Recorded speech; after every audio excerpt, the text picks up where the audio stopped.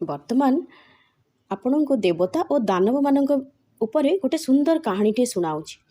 ଥରେ ଜଣେ ଧର୍ମପରାୟଣ ମହାତ୍ମା ଭୋଜନ କରିବା ପାଇଁ ପଣ୍ଡିତମାନଙ୍କୁ ବିଭିନ୍ନ ସ୍ଥାନରୁ ନିମନ୍ତ୍ରଣ କରିଥାନ୍ତି। ନିମନ୍ତ୍ରିତ ବ୍ୟକ୍ତିମାନଙ୍କ ମଧ୍ୟରେ ବିଭିନ୍ନ ପ୍ରକାର ଲୋକ ଥାଆନ୍ତି। କେତେକ ଦେବତା ପ୍ରକୃତିର ତ ଅନ୍ୟ କେତେକ ଅସୁର ପ୍ରବୃତ୍ତିର।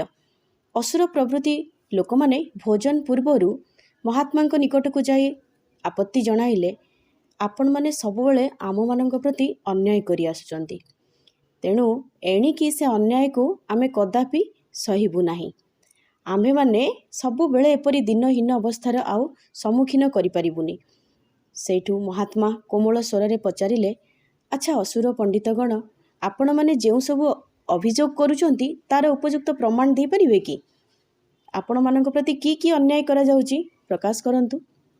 ସେମାନେ ତାଚ୍ଛଲ୍ୟ କରି କହିଲେ, ଦେଖନ୍ତୁ, ଦେବତାମାନଙ୍କ ଠାରୁ ଆମେ ବିଦ୍ୟା, ବୁଦ୍ଧି, ବଳ, ପରାକ୍ରମ, ଜ୍ଞାନ, ଧ୍ୟାନ କୌଣସି ଗୁଣରେ କମ୍ ନୁହଁ।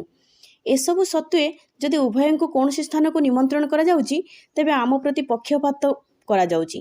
ପ୍ରଥମେ ଦେବତାମାନଙ୍କୁ ଖାଇବାକୁ ଦିଆଯାଉଛି, ସେମାନେ ଖାଇବା ପରେ ସେମାନଙ୍କର ଉଚ୍ଛିଷ୍ଟ ଆମ୍ଭମାନଙ୍କ ଭାଗରେ ପଡ଼ୁଛି। ଏଣିକି ଏପରି ଅନ୍ୟାୟ ଆଉ ସହିବା ଆମ ପକ୍ଷରେ ସମ୍ଭବପର ନୁହେଁ। ଦେବତାଙ୍କ ସହିତ ଆମମାନଙ୍କର ଶାସ୍ତ୍ରାର୍ଥ ହେଉ। ଶାସ୍ତ୍ରାର୍ଥରେ ଆମେ ବିଜୟୀ ହେଲେ ଏ ଅନ୍ୟାୟ ଅଧ୍ୟାୟକୁ ସବୁଦିନ ପାଇଁ ବନ୍ଦ କରିଦେବୁ, ନହେଲେ ଆମେ ଏସବୁ ଦୃଢ଼ ପ୍ରତିରୋଧ କରିବୁ। ସେମାନଙ୍କ ଗର୍ଜନ ତର୍ଜନ ଶୁଣି ମହାତ୍ମା ପ୍ରଥମେ ଟିକେ ଭୟଭୀତ ହୋଇଗଲେ। ନମ୍ର ଭାବରେ କହିଲେ, ଅଯଥାରେ ଆପଣମାନେ ରାଗନ୍ତୁ ନାହିଁ।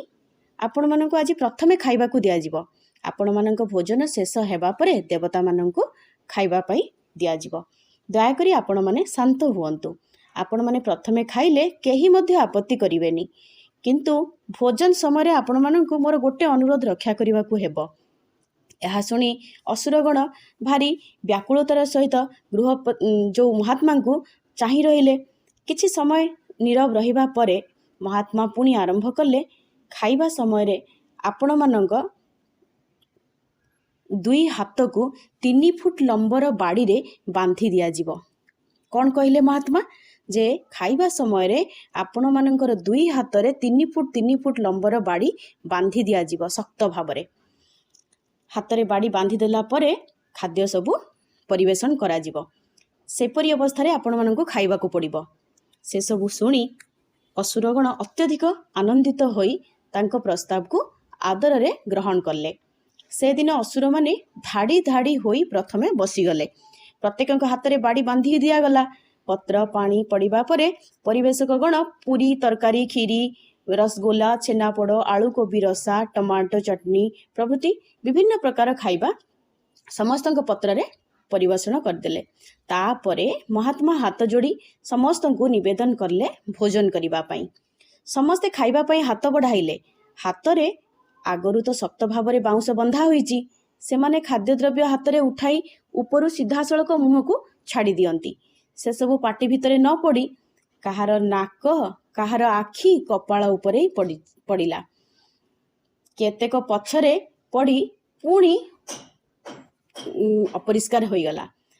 ଦୀର୍ଘ ଅଧଘଣ୍ଟା ପର୍ଯ୍ୟନ୍ତ ଏଇଭଳିଆ ଯାତ୍ରା ଚାଲିଲା, କିନ୍ତୁ ସେମାନେ ଖାଇପାରୁନାହାନ୍ତି। ଖାଇବା ପାଇଁ ପ୍ରାଣପଣେ ଚେଷ୍ଟା କଲେ, କିନ୍ତୁ ସବୁ ପରିଶ୍ରମ ବ୍ୟର୍ଥ ହିଁ ହେଲା। ଖାଦ୍ୟଦ୍ରବ୍ୟ ପେଟକୁ ନ ଯାଇ ତଳେ ସବୁ ବିଞ୍ଚି ହୋଇଗଲା। ଫଳରେ ଅସୁରଙ୍କର କଡ଼ାକର ଲାଭ ହେଲା ନାହିଁ। ସେମାନଙ୍କର ତ ପେଟ ପୂରିଲା ନାହିଁ। ଅଧଘଣ୍ଟା ବିତିଯିବା ପରେ ମହାତ୍ମା ଏଥର ବାଧ୍ୟ ହୋଇ ଉଠିବା ପାଇଁ ଅନୁରୋଧ କଲେ। ସମସ୍ତେ ଖାଲି ପେଟରେ ଉଠିଗଲେ। ଏତେ ପ୍ରକାର ସ୍ୱାଦିଷ୍ଟ ଖାଦ୍ୟ ଅତି ନିକଟରେ ପାଇ ସୁଦ୍ଧା ଖାଇପାରିଲେ ନାହିଁ। ଖାଲି ପେଟରେ ସମସ୍ତେ କେବଳ ଛଟପଟ ଛଟପଟ ହେବାରେ ଲାଗିଲେ। ସ୍ଥାନ ପରିଷ୍କାର କରି ନୂତନ ପତ୍ର ପୁଣି ଥରେ ପକାଗଲା। ଆଉ ଦେବତାଗଣଙ୍କୁ ବସିବା ପାଇଁ ଅନୁରୋଧ କରାଗଲା। ସେମାନେ ବସିବା ପରେ ସମସ୍ତଙ୍କ ହାତରେ ବାଡ଼ି ବାନ୍ଧି ଦିଆଗଲା, ଯେମିତି ଅସୁରମାନଙ୍କର ବାନ୍ଧି ଦିଆ ହେଇଥିଲା। ତାପରେ ଖାଦ୍ୟଦ୍ରବ୍ୟ ସବୁ ପରିବେଷଣ କରାଯାଇ ଖାଇବା ପାଇଁ ଅନୁରୋଧ କରାଗଲା। ସେମାନେ କହିଲେ, ଆମେ ଏପରି ବସିବୁ ନାହିଁ, ମାନେ ଧାଡ଼ିରେ ବସିବୁ ନାହିଁ। ଜଣେ ଜଣକର ଆଗରେ ବସି ଖାଇବୁ। ଏହା କହି ସମସ୍ତେ 2 ଭାଗରେ ବିଭକ୍ତ ହୋଇ ଜଣେ ଜଣକର ଠିକ୍ ଆଗରେ ବସିଗଲେ। ପତ୍ରଗୁଡ଼ିକ ଉଠାଇ ସେମାନଙ୍କ ସମ୍ମୁଖରେ ରଖାଗଲା। ସମସ୍ତେ ମୁହାଁମୁହିଁ ହୋଇ ବସିଥାନ୍ତି। ସେମାନେ କ'ଣ କଲେ ନା ପତ୍ରରୁ ଖାଦ୍ୟଦ୍ରବ୍ୟ ଉଠାଇ ନିଜେ ଖାଇଲେ ନାହିଁ, ଆଗରେ ବସିଥିବା ଦେବତାମାନଙ୍କୁ ବଢ଼ାଇ ଦେଲେ। ଇଏ ତା ମୁହଁରେ, ସେ ୟା ମୁହଁରେ ଖାଦ୍ୟଦ୍ରବ୍ୟ ଖୁଆଇଦେଲେ। ଏହିପରି ନିଜ ନିଜ ଖାଦ୍ୟତକ ଅନ୍ୟକୁ ବଢ଼ାଇ ଦେଲେ।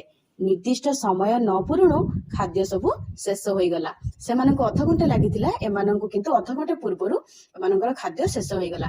ସମସ୍ତେ ପେଟେ ଭୋଜନ କରି ମନ ତୃପ୍ତିରେ ଉଠି ପଡ଼ିଲେ। ଦେବ ବା ଦେବତା ଓ ଦାନବ ମାନଙ୍କ ମଧ୍ୟରେ ଏତିକି ମାତ୍ର ପ୍ରଭେଦ ବା ଏତିକି ମାତ୍ର ପାର୍ଥକ୍ୟ। ଅସୁର ମାନେ ହେଲେ ସ୍ୱାର୍ଥୀ, ସବୁବେଳେ ସେମାନେ ନିଜ ପେଟ କେବଳ ଭର୍ତ୍ତି କରିବାକୁ ଚାହାନ୍ତି, ଅର୍ଥାତ୍ ସବୁବେଳେ ନିଜେ ନବାକୁ ଚାହାନ୍ତି, ଅଥଚ ଭର୍ତ୍ତି କରିପାରନ୍ତିନି। କିନ୍ତୁ ଦେବତା ମାନେ, ଦେବତା ଅର୍ଥ ଯିଏ ଦିଏ। ଦେବତାଗଣ କ'ଣ କରନ୍ତି, ନିଜେ ନ ଖାଇ ସବୁବେଳେ ଅନ୍ୟକୁ ଦେଇ ଆନନ୍ଦିତ ହୁଅନ୍ତି। ତେଣୁ ନିଜେ ଦେବା କାରଣରୁ ଅନ୍ୟମାନଙ୍କ ନିକଟରୁ ସେମାନେ ମଧ୍ୟ ପାଇଥାନ୍ତି। ଫଳରେ ତାଙ୍କ ପେଟ କଦାପି ଖାଲି ରହେ ନାହିଁ।